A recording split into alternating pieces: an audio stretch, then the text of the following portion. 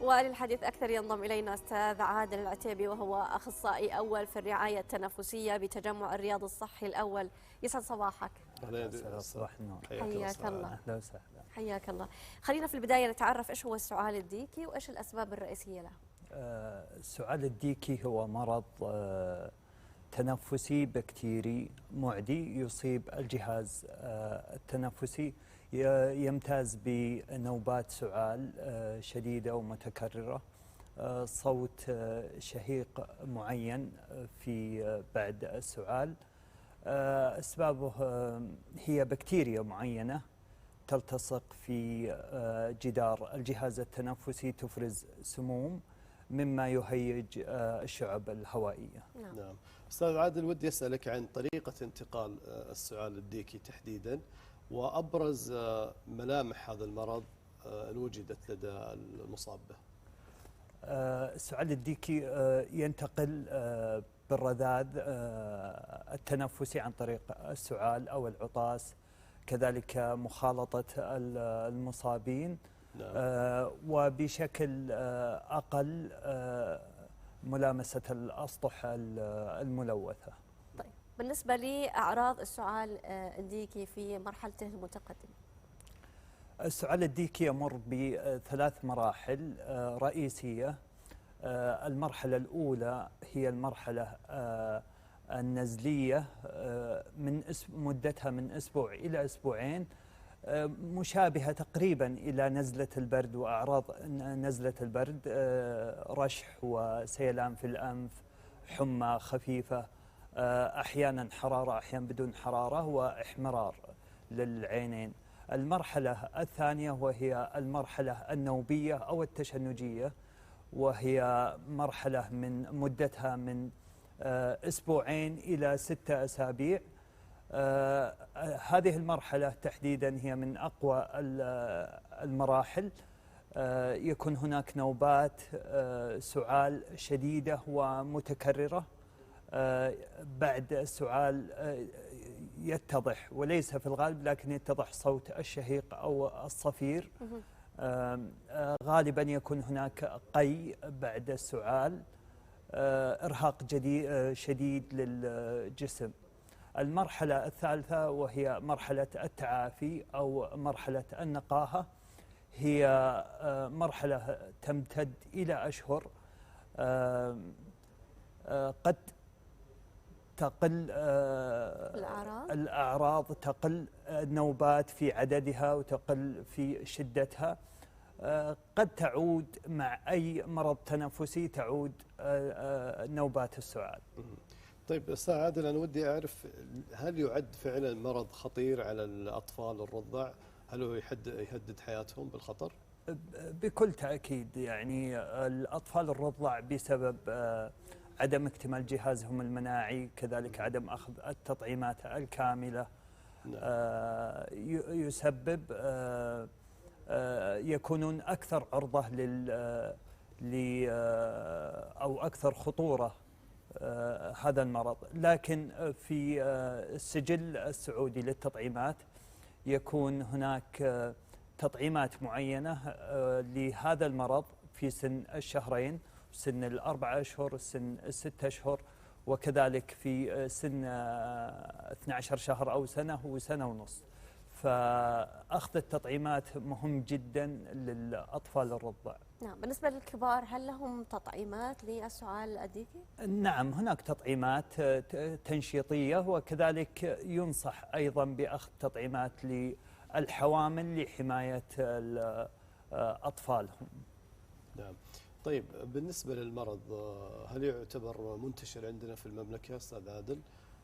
في مناطق معينة فيها هذا المرض، ولا يعتبر فقط عرض قد يصاحب الشتاء مثلا؟ يعني هو عرض، وهو مرض بكتيري، يعني يوجد في أغلب دول العالم، هو مرض مصنف.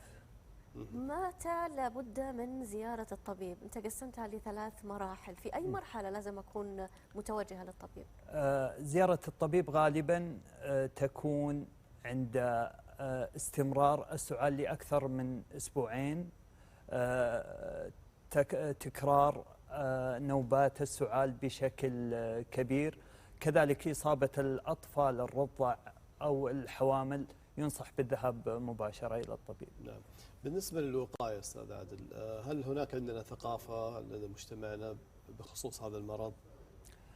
الوقاية بشكل عام ممكن لو نتذكر أيام كوفيد، يعني الله لا يعيدها، لكن آمين.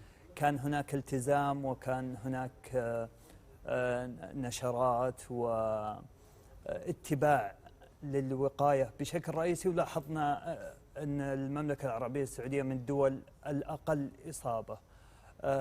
فيما يخص مرض السعال الديكي، طبعا أخذ التطعيمات بلا شك هذا من أهم الأسباب. غسل اليدين باستمرار، تغطية الأنف أو الفم أثناء العطاس أو السعال، كذلك تجنب مخالطة المصابين. نعم. طيب، دور التوعية الصحية في تقليل العدوى بالسعال الديكي، كيف تكون هذه التوعية؟ أهم النقاط وأبرزها التي لابد من معرفتها الجميع. بكل تأكيد التوعية الصحية مهمة جدا، وهي حجر أساس لأي ثقافة لدى المريض. التوعية الصحية قد تساعد في التشجيع لأخذ التطعيمات. هناك في ناس عندهم مثلا خوف من أخذ اللقاح أو الجرعات التنشيطية. كذلك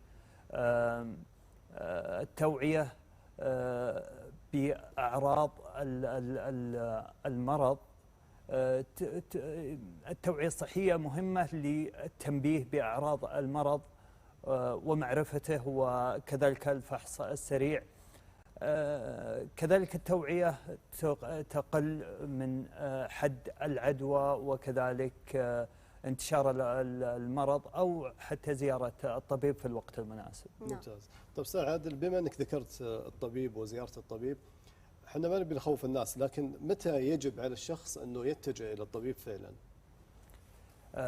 ذكرنا قبل شوي أنه إذا استمر، إذا كان المصاب طفل رضيع أو حامل يتوجه مباشرة إلى الطبيب. كذلك إذا استمرت نوبات السعال بشكل مستمر يتجه إلى الطبيب. إذا استمر السعال لأكثر من أسبوعين يتوجه إلى الطبيب. نعم.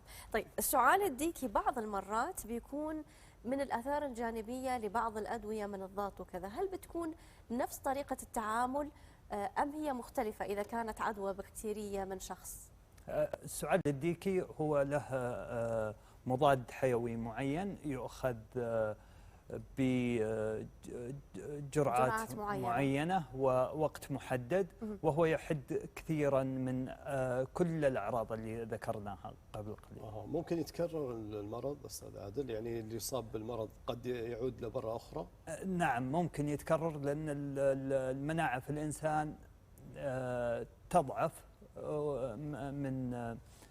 مع الوقت. فأخذ الجرعات التنشيطية ينصح بأخذها بين فترة وأخرى إن شاء الله. طيب أستاذ عادل، أخيرا أبغى منك مجموعة من النصائح، يعني بحكم أنك أخصائي أول في الرعاية التنفسية في هذه الفترة بالذات. في ناس كثير عندهم كحة، في ناس عندهم يعني يا إما بيخلصوا من الزكمة يا إما بيبدأوا فيها، فعطنا شوية نصائح للجميع في هذه الفترة. بكل تأكيد هو الالتزام بالتعليمات، المحافظة كذلك على التهوية الجيدة في الغرف والأماكن المغلقة، عدم إذا حسيت مثلا بأعراض أو زكام عدم الذهاب إلى الأماكن المغلقة والمكاتب أو مخالطة الناس. كذلك ننصح مثلا بالذات